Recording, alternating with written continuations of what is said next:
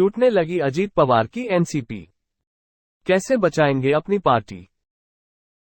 नमस्कार, कर्मभूमि न्यूज के सरोकार में आपका एक बार फिर स्वागत है।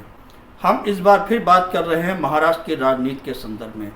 महाराष्ट्र में लोकसभा चुनाव के परिणाम आ चुके हैं। लोकसभा चुनाव परिणाम आने के बाद जिस तरीके से जिन जिन पार्टियों को नुकसान हुआ है, वे सभी लोग अपने अपने मंथन करने में जुटे हुए हैं कि आने वाले विधानसभा चुनाव में किस तरीके की रणनीति बना जाए जिससे कि विधानसभा चुनाव में हार का सामना न करना पड़े। महाराष्ट्र में महायुति के साथ शामिल हुए अजीत पवार की हालत इन दिनों कुछ खराब है। इसका कारण ये है कि अजीत पवार बारामती में अपनी पत्नी सुनेत्रा पवार की सीट बचा नहीं पाए। वे सिर्फ महाराष्ट्र में लोकसभा की एक सीट जीतने में कामयाब हुए। अजीत पवार लोकसभा चुनाव की हार को पूरी तरीके से भी पचा भी नहीं पाए थे कि उनकी पार्टी में होने के सुर सुनाई देने लगे। कोल्हापुर के जिला अध्यक्ष ने शरद पवार से मुलाकात की, में वापस शरद पवार के साथ आने में इच्छा जाहिर की। माना जा रहा है कुछ दिनों के बाद में, आने वाले कुछ दिनों में कोल्हापुर के अध्यक्ष शरद पवार के साथ शामिल हो जाएंगे, शरद पवार के साथ चले जाएंगे। इसके बाद पिंपरी चिंचवड़ जो अजीत पवार का गढ़ माना जाता है, उसमें भी बगावत के सुर वहां के लोगों द्वारा उठने लगे हैं।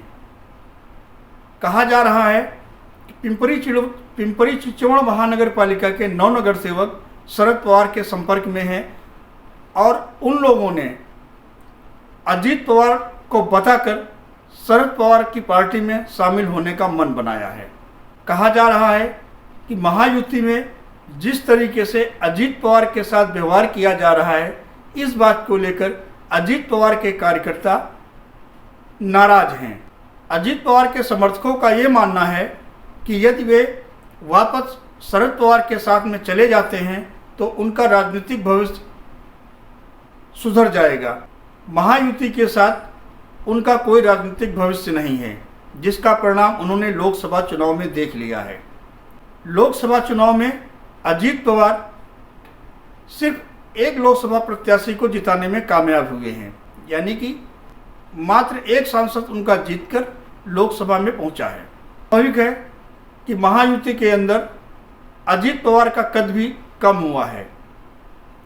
हालांकि अजीत पवार के ओबीसी नेता छगन भुजबल लगातार इस बात की दावेदारी कर रहे हैं कि विधानसभा चुनाव में वे किसी बात का समझौता नहीं करेंगे और वे कम से कम 80 सीटों पर विधानसभा चुनाव लड़ेंगे और महायुति में 80 सीटों की मांग भी की जाएगी।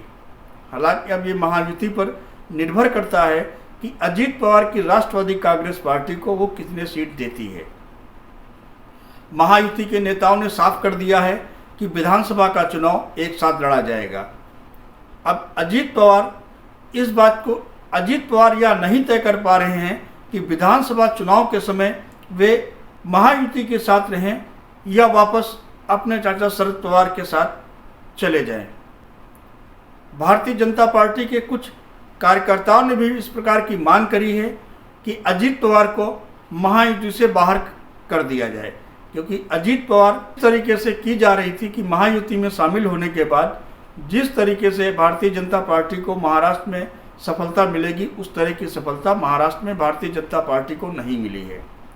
अब आने वाले समय में यह देखना है कि अजीत पवार अपने चाचा शरद पवार के साथ जाएंगे या महायुति के साथ मिलकर ही विधानसभा चुनाव लड़ेंगे। यदि लड़ेंगे तो उन्हें महायुति में कितनी सीटें मिलेंगी, वे विधानसभा चुनाव में आने वाले विधानसभा चुनाव में वे किस तरह का करिश्मा कर पाएंगे।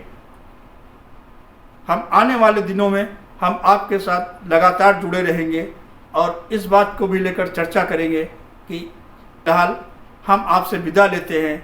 नमस्कार। आने वाले समय में किसी नए मुद्दे के साथ हम फिर आपके साथ रूबरू होंगे। तब तक के लिए नमस्कार। जुड़े रहें हमारे साथ। हमारे चैनल को लाइक करें, सब्सक्राइब करें और शेयर भी करें।